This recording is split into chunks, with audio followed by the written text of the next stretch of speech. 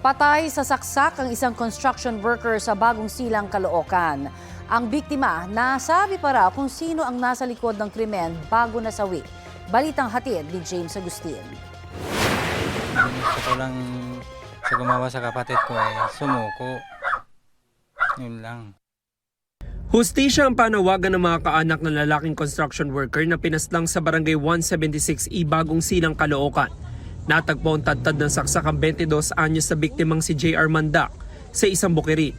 Ayon sa mga taga-barangay, nakatanggap sila ng tawag kaugnay sa insidente, kaya agad silang rumisponde. Nadatnan ko po yung tao, bali nakahiga na siya, duguan na po, marami ng saksak. May saksak po sa likod, sa dibdib, at saka sa liig. Ang sabi lang ng biktima, hindi siya makahinga. Naisugod pa sa ospital ang biktima pero binawian ng buhay.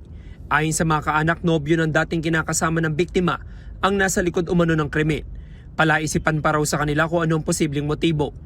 Nitong Pebrero lang na magkahiwalay ang biktima at kanyang kinakasama.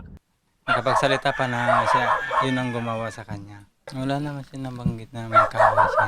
Hindi na muna nagbigay ng pahayag ang Caloocan Police kaugnay sa insidente. Nagpapatuloy ang kanilang manhunt operation para mahuli ang salarin. James Agustin nagbabalita para sa GMA Integrated News.